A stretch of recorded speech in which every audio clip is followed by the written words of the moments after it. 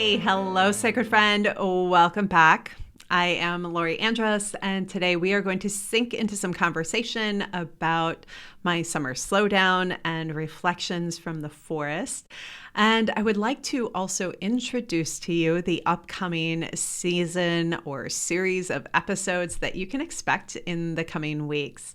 I am so excited to connect with you today. It really has been a bit. If you remember, the last episode was back in June. Oh my goodness, yes. In that episode, I offered an invitation for you to share your crystal or stone questions with me. The things you are always curious about, the things you want to know or understand when it comes to working with crystals and stones. And I want to thank those of you who replied back to me. Oh my goodness, I received some of the best questions, and I'm so excited to sink into a series of episodes based off of your questions, things that you want to know.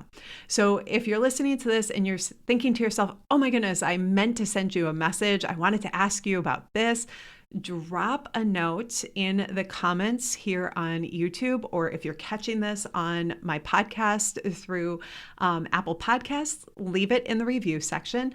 I will circle through and make sure I am checking on what you're dropping in there and I will bring your questions into upcoming episodes.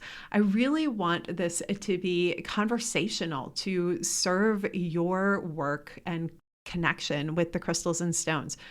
They have so much to share with us and such unique ways of working with us in our lives.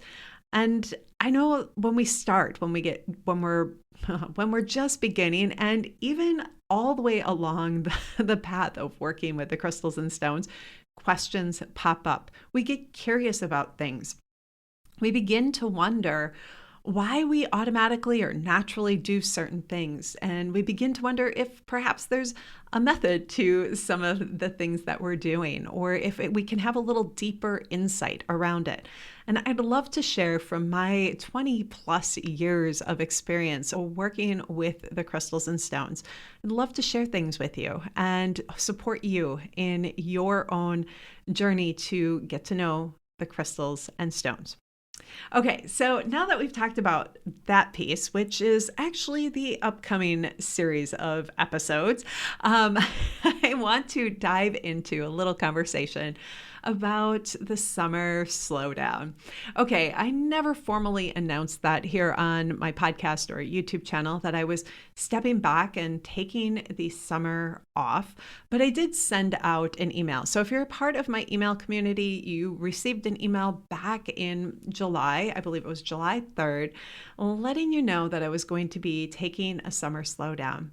Now, at the time, I just anticipated that I would be taking time off through the month of July and then perhaps a little bit of August. And then by the end of the month, I'd be circling back. But as life unfolded, there were other plans at store. In mid-August, end of July, actually, my father-in-law had a shift in his health and well-being, and things declined really quickly for him. And we said goodbye to him by the end of the month in August and laid him to rest in September. So we had a family month, a month of being together in many different ways, from energetic perspectives to time in person together, to lots of tasks and things that unfold during the final days of one's life. But one of the things I think is really beautiful that I'd love to share is the timing of everything and how it unfolded in a way that we were able to be available and had scheduled time off. And I think that's a really, life works sometimes in ways that just leave us in awe. And this is one of those times. I feel like Chris and I were both in awe of how everything unfolded to make sure that we were available and present in meaningful ways. So life happened, and here it is, October. And I'm just finally sitting down and beginning to record. Chris and I closed up camp this last weekend, brought everything home, which is always a bit bittersweet. There's this time of, we just really love being in the forest. And at the same time, it's time for a different season in life. We brought everything home this weekend, and here I am, Monday morning. Sitting down to record. I'm actually so eager and delighted to be circling back, but at the same time, I really enjoyed my summer downtime, the summer slowdown. So let's talk about this summer slowdown a bit. And I think there's a quote that I found just as I was winding down in August that I felt like really punctuated my experience this summer. The quote was by Georgia O'Keeffe, and the quote is, "I have done nothing all summer but wait for myself to be myself again." Yeah. I want to invite you to just take a nice inhale and exhale with that. I sense that for some of you, this may have really landed on a personal level.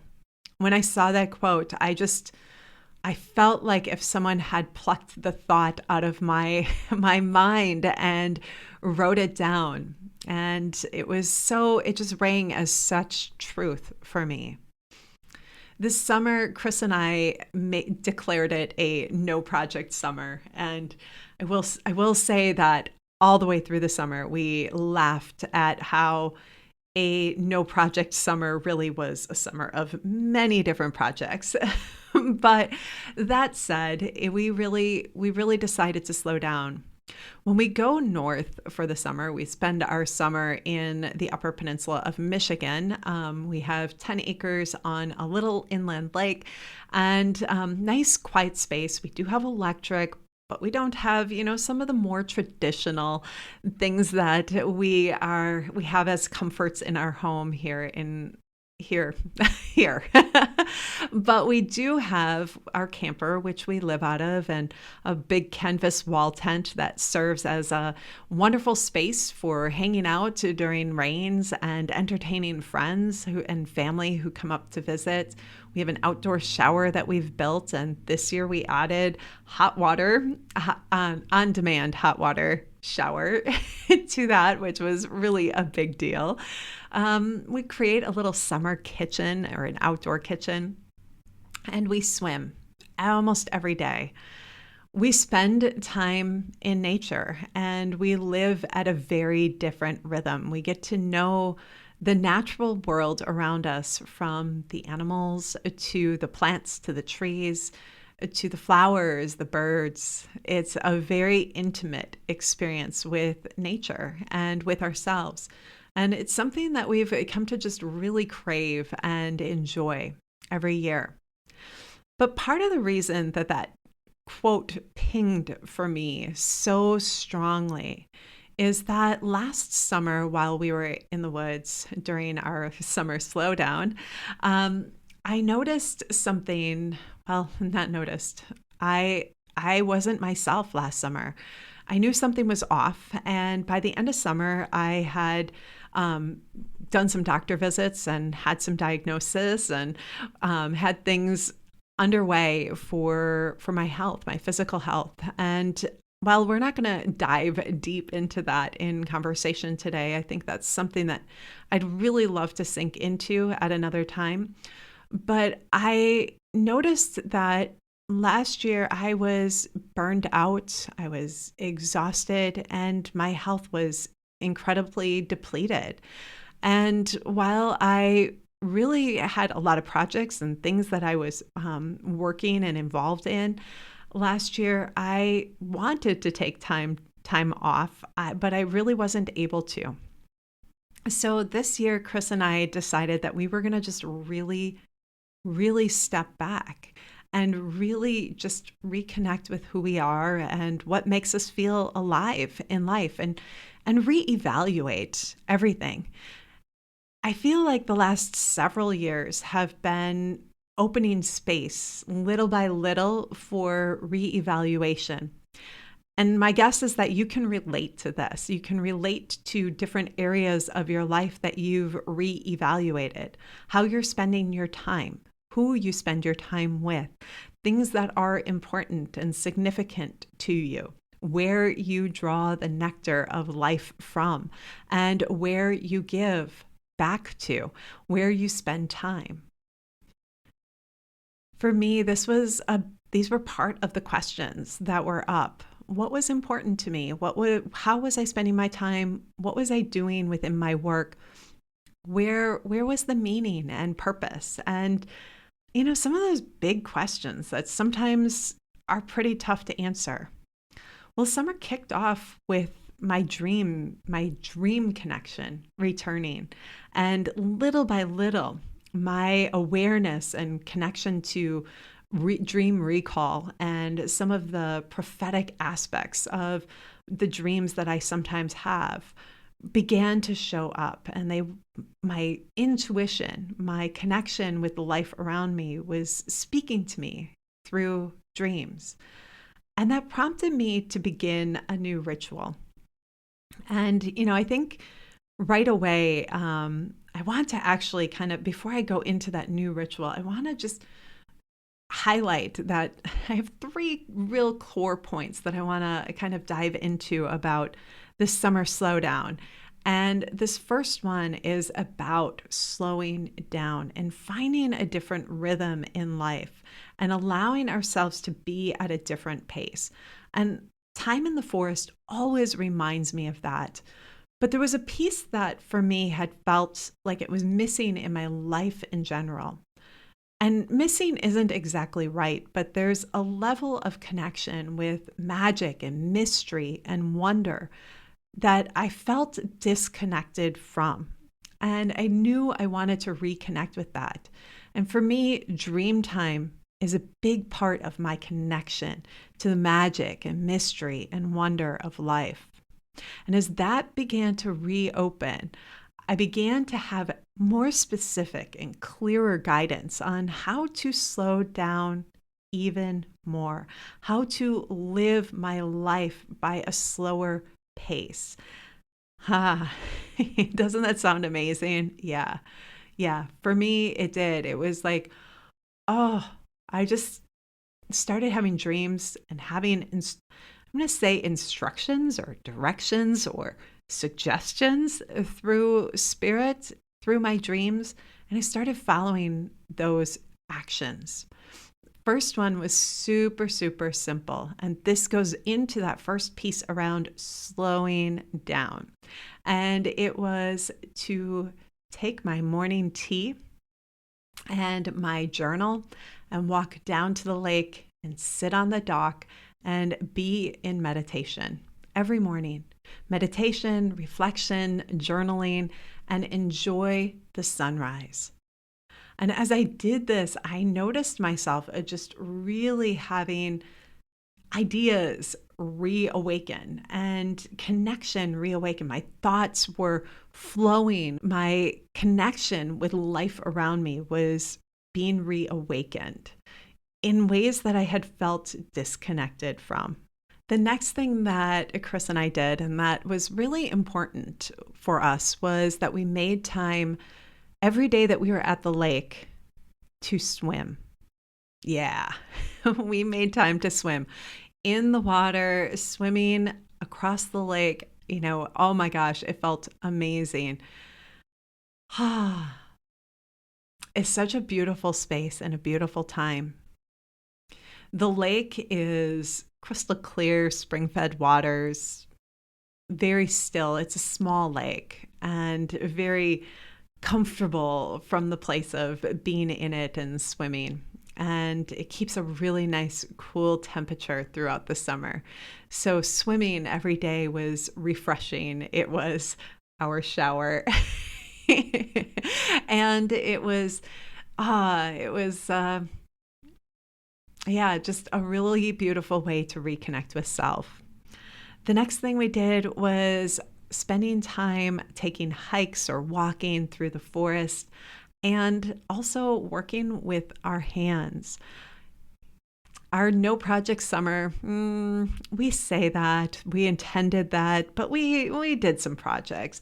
We did things like working on the road and the driveway, widening that, and trimming back plants and taking some trees down and moving things around and bringing in some rocks for retaining walls for our gardens and stuff like that. It was fun little projects that really helped us connect with the land in a way that allowed us to feel like we were making magic and beautifying it in unique ways that felt personal for us. Then the next piece that came forward, the next like insight and awareness, was this return to magic, this reconnection with the magic of life, and the reminder that magic is everywhere, always. Small little things from, the hummingbirds that come to feed on the feeder, to the flowers that bloom and, come to life in seemingly, unusual places, and the ways that we would connect with the plants and animals within the forest. We found something really special in the woods. We discovered that in a back area of our land, there is sweetgrass naturally growing. Oh my gosh.